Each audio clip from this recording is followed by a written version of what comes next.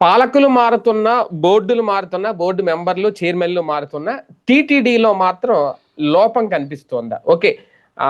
లడ్డూలు, కల్తీ నెయ్యి వ్యవహారాలు, స్కాములు ఇవన్నీ పక్కన పెట్టేస్తే, భక్తులకు కల్పించే సౌకర్యాల విషయంలో, భక్తులు పడే ఇబ్బందుల విషయంలో కొత్తగా ఇంకా పెరుగుతున్నాయి తప్ప సమస్యలు కంట్రోల్ అవ్వట్లేదు. మొన్న మధ్య వైకుంఠ ద్వార దర్శనానికి సంబంధించి టికెట్ల కోసం క్యూ లైన్లో నిలబడి ఎప్పుడూ లేనిది అక్కడ తొక్కేసలాట్లో భక్తులు చనిపోయిన సందర్భం చూసాం. ఇప్పుడు వరుసగా సెలవులు కావడం వల్ల రద్దీ అనేది పెరుగుద్ది. సెలవులు అయితే ఇప్పుడు కొత్తగా అయితే ఏమీ రాలేదు. 2025లో కొత్తగా అయితే సెలవులు రాలేదు. ప్రతి సంవత్సరం సెలవులు వస్తాయి. సెలవులు వచ్చినప్పుడల్లా ఖచ్చితంగా శ్రీవారి దర్శనానికి వెళ్లే భక్తుల సంఖ్య పెరుగుతుంది, రద్దీ కూడా పెరుగుతుంది. కానీ అక్కడ నియంత్రించే విషయంలో, సమన్వయం చేసే విషయంలో ఖచ్చితంగా టీటీడీ కీలక నిర్ణయం తీసుకోవాలి. ఆ విషయంలో ఫెయిల్ అవుతుందా? అంతేకాదు, ఇప్పుడు కొత్త కొత్త నిర్ణయాలు కూడా తీసుకుంటున్నారట. శ్రీవాణి టోకెన్లు తీసుకొని దర్శనం చేసుకునే వాళ్ళు కూడా రేపొద్దున్న ఇబ్బందులు పడక తప్పదా? ఎందుకంటే ఇక కంప్లీట్ గా ఆన్లైన్ పెట్టేస్తారట, ఆఫ్లైన్ తీసేస్తారట. ఆన్లైన్ కూడా తిరుమలలో ఉంటేనే అక్కడ జిపిఎస్ లొకేషన్ చూసి ఒక రోజు ముందెళ్ళి అక్కడ ఉన్న వాళ్ళకి మాత్రమే ఆ శ్రీవాణి టికెట్లు దొరుకుతాయంట. ఎయిర్పోర్ట్ లో దొరకవు, బయట దొరకవు, ఆఫ్లైన్ దొరకవు. ఇంటి దగ్గర కూర్చొని టికెట్ తీసుకుని వెళ్దామంటే కూడా కుదరదు. ఇది వెసులుబాట, ఇంకా ఇబ్బందులు పాటలు పడాల్సి వస్తుందా భక్తులు? ఇదే అంశం మీద చర్చించే ప్రయత్నం చేద్దాం. సరే, ఉండే కొద్దీ మెరుగైన నిర్ణయాలు తీసుకోవాలి, మెరుగైన వసతులు కల్పించాలి, భక్తులు ఇబ్బందులు పడకుండా నిర్ణయాలు తీసుకోవాలని కోరుకుంటాం మామూలుగా. కానీ ఇప్పుడు టీటీడీ తీసుకుంటున్న నిర్ణయాలు చూస్తూ ఉంటే ఇప్పటికే రద్దీ పెరిగినప్పుడు చాలా ఇబ్బందులు పడుతున్నారు. గంటల కొద్దీ క్యూ లైన్లో నిలబడుతున్నారు. పోనీ డబ్బులు ఉన్న వాళ్ళు ఈ 10,500 ఏదో ఉంటుంది శ్రీవాణి టికెట్, దాన్ని తీసుకుని వెళ్ళాలన్నా అది కూడా ఇప్పుడు కొత్త రూల్స్ అంటే ఎందుకు ఇలాగా? ఇంకా తప్పదా? దీన్ని ఇంకా ఎవరు వచ్చినా మార్చలేరా? ఏంటి నిర్ణయాలు ఎలా చూడాలి? కొంచెం వాళ్ళు మానవత్వంతో ఆలోచించాలి, మనుషుల్లాగా ఆలోచించాలి. శ్రీవాణి మీద చైర్మన్ గారికి వాళ్ళకి వ్యతిరేకత ఉంది ఏదో వరకు. దాన్ని ఇప్పుడు చూపెడితే దానివల్ల అరాచకం తప్పించి ప్రయోజనం లేదు. 10,000 టికెట్ అంటే చాలా దోపిడి ఓ రకంగా చెప్పాలి. కానీ అయినా పెడుతున్నారు జనం అంటే అర్థం ఏంటి? దర్శనం కోసం, సోమవారం దర్శనం కోసమే కాదు, రికమెండేషన్ల పెంట లేకుండా. నేనే ఇదివరకు ఏదన్నా ఒకప్పుడు TV9 లో పనిచేసినప్పుడు అంటే జర్నలిస్ట్ గా ఉన్నాం కాబట్టి మనకి ఒక వెసులుబాటు ఉండేది. అదే సందర్భంలో జెమినీలో ఉన్నప్పుడు ఉండేది. ఇప్పుడు జర్నలిస్టులు కూడా వెసులుబాటు లేదు అక్కడ చాలా వరకు, 90%. ఇప్పుడు అక్కడ గ్రూపులు పెట్టేశారు. కొన్ని పత్రికలు వాళ్ళ లెటర్లు మాత్రమే పనిచేస్తాయి.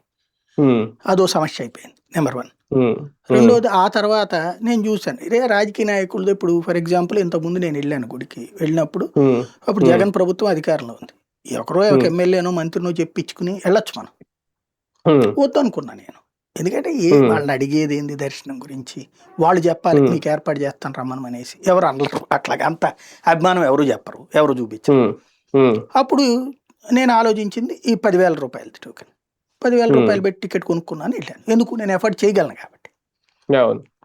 ఎవరిని అడగకుండా డైరెక్ట్గా లైన్లోకి వెళ్ళాం, దర్శనం చేసుకున్నాం, అయిపోయింది. నాకెందుకు ఇది అవసరం? టైం కన్స్ట్రెంట్ నాకు. ఒక రోజల్లా అక్కడ కూర్చుని క్యూ లైన్లో నుంచుని టోకెన్ తీసుకుని అదంతా చేయడానికి నాకు టైం కుదరదు కాబట్టి. ఇంతే కదా, శ్రీవారి భక్తుని నేను, అక్కడ పనిచేసిన వాడిని, దేవుడి మీద అపారమైన నమ్మకం ఉన్నవాడిని. అక్కడ నాకే ఈ సమస్య ఉంది. నేను దాదాపుగా ఈ మధ్యకాలంలో వెళ్ళలేదు. ఏంటంటే రీజన్ ఇదే. ఎవరిని అడుగుతాం, ఏమని అడుగుతాం? శ్రీవాణి ఉంది వెళ్దాం అనుకుంటున్నాం, శ్రీవాణిని తీసుకొచ్చి వీళ్ళు ఏదో ఆన్లైన్ ఆఫ్లైన్ అని పెట్టారు. ఆన్లైన్లో చూస్తే దొరకట్లేదు. ఇదివరకు ఇది 1000 ఏమో పెట్టారు అప్పుడు. తర్వాత ఆన్లైన్లో దొరకట్లేదు, అక్కడికి దిగేసాక చూసుకోవాలట. ఇదివరకు ఏంటంటే అప్పుడు శ్రీవాణి పెట్టిన టైంలో అక్కడ ఉన్న వాళ్ళకి ఎవరికో నేను ఐడి కార్డ్ అయి పంపించేసేసి ఆధార్ అది తీసుకోమని చెప్తే తీసుకునేవాళ్ళు అక్కడ. ఇప్పుడు అట్లా లేదట, కంపల్సరీగా ఫేస్ పెట్టాలట అక్కడ. అంటే ఇవాళ వెళ్ళి నేను ఫేస్ చూపించుకుని తర్వాత చూపెట్టుకుంటే కానీ రాదు. పరుగులు కదా ఇది, కుటుంబంతో అన్నప్పుడు ఆగుతున్నా నేను. ఇంట్లో వాళ్ళు తిట్టుకుంటుంటారు తీసుకెళ్ళట్లేదని. బట్ ఇది ఒక సమస్య, మామూలు సమస్య కాదు ఇది. మీరు మళ్ళీ దాన్ని తీసుకొచ్చేసేసి ఆన్లైన్లోనే పెడతాం, లేకపోతే అక్కడ పెడతాం ఇక్కడ పెడతాం. పెట్టండి అయ్యా, 1000 ఆన్లైన్లో పెట్టండి, 1000 ఆఫ్లైన్లో పెట్టండి. ఏం పోయా మీకు? స్వామివారికి డబ్బులు వస్తున్నాయి, దాంతో గుళ్ళు కడతారు. ఏం పోయా మీకు? ఎందుకు పాపం మూట కట్టుకుంటారు? భక్తుడే వస్తాడు కదా, నాస్తికుడు రాడు కదా, హేతువాది రాడు కదా, అన్యమతస్థుడు రాడు కదా. వచ్చేవాడు భక్తుడు డబ్బులు ఖర్చు పెట్టుకుని వస్తున్నాడు, సేవ అందించడానికి మీకేంటయ్యా బాధ? మిమ్మల్ని అందుకే కదా ఎన్నుకుంది. మీకు మీకు ఆ పదవులు ఇచ్చింది ఎందుకు? భగవంతుడి సేవ కోసమా, భగవంతుడి సేవకి దూరం చేయడానికి మమ్మల్ని అందరినీ? అదే కదా. ఎందుకు ఆలోచించట్లేదు అని నాకు అర్థం కావట్లేదు. చేతనైతే ఓకే, ఇది 10,000 రూపాయలు, లేదయ్యా మేము 20,000 రూపాయలది ఒకటి పెడతాం, ఇంకా 5 నిమిషాలు వెళ్ళిపోవచ్చు, డైరెక్ట్గా ఎదురుగుండా దారి ఉంది కదా ఆ పక్కన, దాని నుంచి వెళ్ళిపోవచ్చు. ఇప్పుడు ఏంటి, ఆ క్యూ లైన్లో ఇప్పుడు మనం శ్రీవాణి టికెట్ తీసుకున్నా అక్కడ క్యూ లైన్లో నుంచోవాలి, పైన దాంట్లోంచి రావాలి. ఏది రూములు ఇవన్నీ ఉన్నాయి కదా కంపార్ట్మెంట్లు, వాటిట్లో నుంచి రావాలి. ఆ కంపార్ట్మెంట్లో కూర్చోబెడతారు పొద్దున, ఆ తర్వాత రావాలి అక్కడికి. దాని బదులు మీరు 15,000 రూపాయల టికెట్ తీసుకోండి అయ్యా, ఇది ఉంది కదా ఎదురుగుండా, ఇది సెక్యూరిటీ చెక్ ఉంటుంది కదా చివర్లో, అక్కడ ఒక తలుపు పెడతాం, మీరు డైరెక్ట్గా ఇక్కడికి వచ్చేయచ్చు అని పెట్టు, పోని దేవుడికి డబ్బులు వస్తాయి, తొందరగా సర్వీస్ అందుతుంది కదా. నువ్వు ఏదైనా ఇవాల్టి కంటే మెరుగైనది అందించడం అన్నటువంటిది నీ గొప్పతనం అవుతుంది. జరుగుతున్నదంతా నా వల్లనే అనుకుంటే అమాయకత్వం. నేను దేవుడి సన్నిధిలో ఒకటే చెప్తా, నేను ఇంతకుముందు కూడా చెప్పా, దేవుడి సన్నిధిలో ఎన్నో జరిగినాయి, ఇవన్నీ నా వల్ల అంటల్లా. నేను ఇప్పుడు అన్నదానానికి సంబంధించినో, లడ్డూకి సంబంధించినో, మంచినీళ్ళకి సంబంధించినో, వేద పాఠశాలకు సంబంధించిన అనేకం చేశాను నేను అక్కడ ఉన్నప్పుడు. వాటి ఇంపాక్ట్ ఇవాళ అనుభవిస్తున్నారు భక్తులు. బట్ అది నా గొప్ప కాదు, భగవంతుడు నా దృష్టికి తెచ్చి నా చేత చేయించాడు, నన్ను ఒక వెపన్గా వాడుకున్నాడు ఆయన స్వామివారు. అది గర్వంగా ఫీల్ అవుతా నేను. వీళ్ళు అది అర్థం చేసుకోగలగాలి మనం first. You are a tool భగవంతుడి దృష్టిలో. కానీ నువ్వు భగవంతుడి కంటే అతీతం అనుకుంటే, భగవంతుడి కంటే అధికం అనుకుంటే, భగవంతుడి సేవలు లేదు నువ్వే చేపిస్తున్నట్టు ఫీల్ అవ్వద్దు మీరు. సేవా తత్పరత అన్నది ముఖ్యం అక్కడ. సేవా తత్పరతతో పాటుగా నేను అక్కడికి వెళ్ళినప్పుడు నేను ఎట్లా సక్సెస్ అయ్యానంటే, అప్పుడు బాస్ అన్నారనమాట, తిరుపతికి వేస్తే ఎవడైనా పనిష్మెంట్ అనుకుంటాడు గురు, నువ్వు అక్కడ కూడా అద్భుతాలు మనకి మంచి పేరు తెచ్చి పెట్టారు అన్నటువంటిది. ఎందుకు చేయగలిగాం ఇది? నేను చూసిన కోణం, అక్కడ ఉన్నటువంటి మిగతా రిపోర్టర్లు అందరూ చూస్తున్న కోణం వార్త కోణం, నేను చూసిన భక్తుడి కోణం. ఇప్పుడు ఫస్ట్ రోజు నేను వెళ్ళినప్పుడు ఈ టోకెన్స్కి ఇది పనిచేయక కంప్యూటర్లు 3 గంటల నుంచి జనం విలవెల్లాడుతున్నారట. ఎవరో ఫోన్ చేసి చెప్పారు నాకు, చూసా ఏ ఛానల్లోనూ రావట్లా. పదయ్యాని కెమెరామెన్ అంటే, సార్ ఈ రొటీన్ సార్ ఎప్పుడు నడుస్తూనే ఉంటాయి సార్ అంటే, అక్కడ పనిచేసే వాళ్ళకి ఇది రొటీన్. భక్తుడి స్థానంలో చూస్తే నాకు 3 గంటల పాటు ఒక భక్తుడు నానా తిప్పలు పడుతున్నాడంటే ఏంది అది? రూమ్స్ కి సంబంధించిన కౌంటర్లు పనిచేయట్లేదు, టోకెన్స్ పైకి ఇదేస్తారు కదా చేతులకి వేసేవాళ్ళది, అవి పని చేయట్లేదు. ఏంటంటే కంప్యూటర్ ప్రాబ్లం. అరే టీటీడీ లాంటిది వేగంగా చేయలేదా? స్టాఫ్ లేరా? వెంటనే నేను బ్రేకింగ్ చేసి ఫోన్ ఇచ్చా, అరగంటలో సెట్ అయింది. అప్పుడు మిగతా వాళ్ళు ఏం సార్ అయ్యి పట్టుకుంటున్నారు మీరు అన్నారు. నేను అదే అన్నా, సార్ నేనేదో కొత్త బాస్ ఇది అన్నటువంటి అదే కంటిన్యూ చేశాను. అంటే నేను భక్తుడుగా నేను ఉంటే ఆ ప్లేస్ లో అన్నది ఆలోచించేవాడిని. ఇక్కడ వీళ్ళు ఆలోచించాల్సింది అది, నేను భక్తుడి ప్లేస్ లో ఉంటే అని. నేను చైర్మన్ ప్లేస్ లో ఉంటే, నేను బోర్డు మెంబర్ ప్లేస్ లో ఉంటే కాదు ఆలోచించాల్సింది, భక్తుడిగా ఉంటే ఏంటని ఆలోచించండి. ఆ 10,000 రూపాయల టికెట్ అనేటటువంటిది నిజంగా అద్భుతమైనటువంటి ఆలోచన. అది హ్యాట్స్ ఆఫ్ చెప్పాలి. ఎందుకంటే బ్రేక్ దర్శనానికి ఎవ్వడి రికమెండేషన్ లేకుండా మన కష్టార్జితంతో వెళ్తున్నాం. దెన్ ఇంకేంటి అక్కడ ప్రాబ్లం? ఇప్పుడు మీరు ఆన్లైన్ లో టికెట్లు పెడుతున్నారు, 300 లేకపోతే సుప్రభాతం ఇంకోటి, ఎంతసేపట్లో అయిపోతున్నాయండి? అదో పెద్ద కమర్షియల్ సిస్టమ్ అయిపోయింది.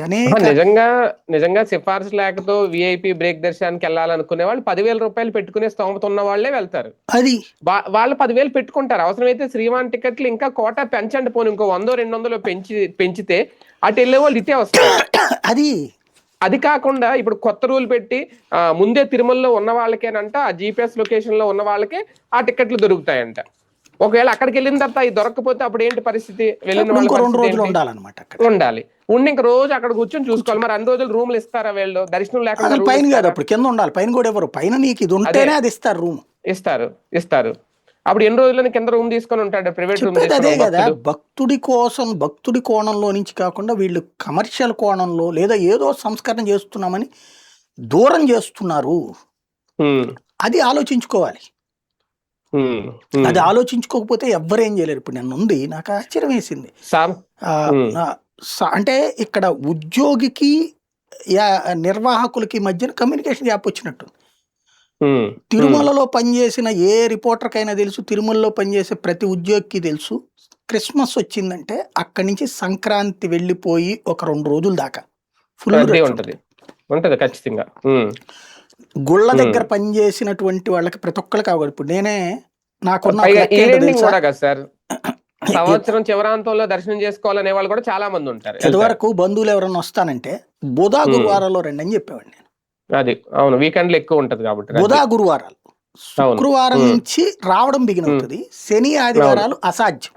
అవును అవును. శని ఆదివారాలు, శనివారం సెకండ్ సాటర్డే వచ్చి ఆదివారం ఉందంటే వచ్చేసేసి క్యూ లైన్ లో నుంచునే వాళ్ళు, ప్లస్ ఇవన్నీ కష్టం ఆ టైంలో మనం ఏదైనా పెట్టాలన్నా సరే, సేవలు అందుకోవడం కానీ. సోమవారం కూడా ఉండైనా చేసుకుని పోతారు, అక్కడ దాకా వచ్చాక వెళ్తే ఎట్లాగా అనేసి. మంగళవారానికి కొంత తగ్గుతుంది. బుధ గురువారాలు బెటర్ అనమాట అక్కడ. అలా చెప్పేవాడిని నేను. మొన్న శ్రీకాళహస్తి వెళ్ళా నేను. విచిత్రం కూడా అక్కడ మరి నాకు ఆశ్చర్యం వేసింది అనమాట. అదేది మృత్యుంజయ అభిషేకం ఏదో చేయించాం. టికెట్లు అయిపోయినాయి ఆన్లైన్లో అయిపోయినాయి అన్నారు. పరుగులు పెట్టుకుంటూ అంతా తీరా చూస్తే లోపలికి వెళ్ళాక మా ఫ్యామిలీ తప్పించి ఎవరు లేరు. 10 టికెట్లట అభిషేకానికి. అంటే 10 కుటుంబాలు నడవచ్చు. కానీ అయిపోయినాయి అని ఆన్లైన్లో చెప్తున్నారు, ఎవరు లేరు. తర్వాత మళ్ళీ వేరే స్టాఫ్ ద్వారా ఆ టికెట్లు తీసుకుని వెళ్ళామన్నమాట. లేవు, అయిపోయినాయి అని చెప్పాక సీన్ కట్ చేస్తే ఇది. అంటే ఏం జరుగుతున్నది ఇక్కడ వేరు, అక్కడ. నాకు అప్పుడు ఎవరు లేకపోవడం ఏంటండి అంటేను, ఆ పంతులు గారు చెప్పారు బుధ గురువారాలు తక్కువ ఉంటుందండి రష్ అనేసి. రష్ తక్కువ ఉంటుంది బుధవారాలు గురువారాలు, తిరుపతి అయినా అంతే అనమాట. ఇలాంటప్పుడు క్రిస్మస్ వచ్చిందంటే ఇప్పటి నుంచి బిగిన్ అనమాట. సంక్రాంతి వెళ్ళే 2 రోజుల దాకా హడావిడి ఉంటుంది. ఇది ఉద్యోగికి తెలుసు, మరి యాజమాన్యానికి తెలియకపోవడం ఏంటి? అప్పటికప్పుడు పరుగులు పెట్టి వాళ్ళందరూ రావడం ఏంటి? రాగానే తోపులాట. కొత్త చైర్మన్ గారు వచ్చిన తర్వాత సార్ చాలా మార్పులు చేస్తున్నామని చెప్పారు. స్వయంగా ఆయన ముందు మీకు గుర్తుంటే నాయుడు గారు ఆ క్యూ లైన్ల భక్తులు క్యూ లైన్లు కూడా పరిశీలించిన ఆ వీడియోలు ఫోటోలు కూడా అప్పట్లో బాగా వైరల్ చేశారు. లేదు, చాలా మార్పులు చేస్తారు, రేపటి నుంచి దర్శనం చాలా ఫాస్ట్గా అయిపోతుంది. కానీ నిన్న చూస్తే ఆ దివ్య దర్శనం టోకెన్లు దొరక్క ఆ తొక్కిసలాట్లో పిల్లలతో మహిళలు ఎంత ఇబ్బంది పడ్డారనే చాలా స్పష్టంగా అర్థం. ఇంకేం డెసిషన్స్ తీసుకున్నారు? పోనీ శ్రీవాణి గురించి ఓకే, అది ఖచ్చితంగా పెద్దోళ్ళది కాబట్టి అదేం జరుగుద్ది అని చూడాలి. సాధారణ భక్తులకు కూడా దర్శనం అవ్వలేని పరిస్థితి ఇప్పుడు కనిపిస్తుంది 2-3 రోజుల నుంచి. ఇంకేమి మార్పులు తెచ్చినట్టు నేను అంటోంది అదే. ఆయన ఏఐని పెట్టేసేసి 3 గంటల్లో 6 గంటల దర్శనాలు, ఇలాంటి స్టేట్మెంట్లు ఇవ్వద్దు. దేవుడి విషయంలో మీరు ఎలాంటి అతి ప్రకటనలు చెయ్యొద్దు, అసాధ్యమైన పని. 1,00,000 మంది జనం వచ్చే చోట గంటలో దర్శనం అయిపోతుందంటే అమాయకత్వం అది. అది ఆయన ఉద్దేశం. ఒక ఆస్పెక్ట్ నాకు అర్థమైంది. టోకెన్ వేసేస్తే మనం వెళ్ళగానే ఇప్పుడు అదేది శీఘ్ర దర్శనం ఉంటుంది, టోకెన్ వేసేస్తే ఆ టైంకి వెళ్తాం, 3 గంటలు అయిపోతుంది కదా, ఆ టైం. కానీ 1,00,000 మందితో అది వర్కౌట్ కాదు. అంటే వీళ్ళ ముందు క్యూ లైన్ లోనే గంటల తరబడి 16 గంటలు 18 గంటలు 20 గంటలు అవుతుంది. అది ఏమైనా తగ్గించగలిగారు? ఆర్టిఫిషియల్ ఇంటెలిజెన్స్ ఏమైనా తోసుద్దయింది? నాకు అర్థం కాలే. అదే కదా నేను అప్పుడే చెప్పి, ఆర్టిఫిషియల్ ఇంటెలిజెన్స్ ఏమైనా తోసుద్దయింది. ఇదివరకు ఒక ఈవో గారు ఉన్నప్పుడు ఇట్లాగ అదేది మన ఇవి ఉంటాయి చూడండి, స్టేర్ కేసులు, అదే ఈ సూపర్ మన షాపింగ్ మాల్స్ లో ఉంటాయి నడిచే మెట్లు, అవేదో ఏర్పాటు చేయడానికి రెడీ అయ్యారు. ఇంకోటి మన మూవింగ్ ప్లాట్ఫామ్ అట. అంటే పిచ్చి పిచ్చి పనులు చేయొద్దని చెప్పా నేను అప్పుడు జెమినీలో ఎట్రిగా ఉన్నా. అలా పిచ్చి పిచ్చి పని చేయకండి, మనం ఎగ్జిబిషన్ పోవట్లేదు, దేవుడికి దండం పెట్టుకోవడానికి వెళ్తున్నాం. అక్కడ మనం చేయగలిగేది ఏంటంటే భక్తుడికి సాధ్యమైనంత తక్కువ సమయంలో దర్శనం, అక్కడ క్యూ లైన్ లో ఉన్నప్పుడు అంత భోజనం పెట్టడం, వీలైనంతగా వసతి ఏర్పాటు చేయడం. ఇప్పటికీ వసతి లేవు. ఇప్పుడు కొత్తగా నీ ముద్ర వేసుకోవాలంటే 100-200 1000 ఈ కట్టించు అద్దెకి, అది నీ ముద్ర ఉంటది. ఈయన కట్టించరా? అదేమంటే ల్యాండ్ లేదంట. బోలెడు చోట్ల ల్యాండ్ ఉంది అక్కడ. అది ల్యాండ్ లేదంటారు. ఇది తీసుకెళ్లి ఎక్కడ విదేశాల్లో గుడి కడతారట. విదేశాల్లో ఎవడు కట్టమన్నాడండి నీకు? శ్రీవారి డబ్బులు తీసుకెళ్లి విదేశాల్లో ఎవడికో ఎందుకు తగలేయడం? అక్కడ ఆడు కట్టుకోలేరేంటి గుళ్ళు? ఆడు కట్టుకోలేదా? అమెరికాలోనూ నాటిట్లో వెళ్ళి కడితేనే అక్కడ వస్తాయండి. శ్రీవారి డబ్బులు తీసుకెళ్ళి అక్కడ పోయడం ఎందుకు? ఫస్ట్ కొండ మీద ఏర్పాటు చేయండి మీరు ఫెసిలిటీస్. అవును, అది కదా మెయిన్ కావాల్సింది. సార్ నిజంగా జనవరి 1 నుంచి ఈ నిర్ణయం కనుక తీసుకుని కంటిన్యూ చేస్తే శ్రీవారి టికెట్ల విషయంలో అక్కడ ఉన్న జీపీఎస్ లొకేషన్ లో ఉన్న వాళ్ళకి మాత్రమే దర్శనం అంటే అది నిజంగా సాధ్యం అవుతుందా? భక్తుల నుంచి వ్యతిరేకత రాదా? చూద్దాం. వాళ్ళని మనం ఎక్కువ మాట్లాడినప్పుడు నాకు బాధేస్తుంది దేవుడి విషయంలో. వీళ్ళని మాట్లాడితే కూడా బాధేస్తుంది. అంటే మీరన్నట్టు అదొక మంచి వెసులుబాటు కదా సార్. ఇప్పుడు అది కూడా అవకాశాన్ని నోటి దగ్గర ముద్దని మనం ఏదో మెరుగు చేయబోతున్నాం అని చెడగొడుతున్నాం. నేను చెప్తున్నాను కదా, మనం పుణ్యం చేయకపోయినా పర్లేదు కానీ పాపం చేయకూడదు. అది గుర్తుపెట్టుకోవాలి. Right right. చూద్దాం. మొత్తానికి భక్తులకు ఒక మంచి సౌకర్యం, మంచి వెసులుబాటు కల్పించాలి శ్రీవారి దర్శనం కోసం వచ్చే వాళ్ళకి, తిరుమలకి. అది కల్పిస్తున్నారా లేదంటే ఇంకా దూరం చేస్తున్నారా? ఈ నిర్ణయం ఎంతవరకు సమంజసం, ఎంతవరకు సక్సెస్ అవుద్ది అనేది ఇంకా వేచి చూడాల్సిన అంశాలు. టీటీడీకే వదిలేయాలి. మార్పులు చేర్పులు చేసుకుంటారా లేదనేది చూద్దాం.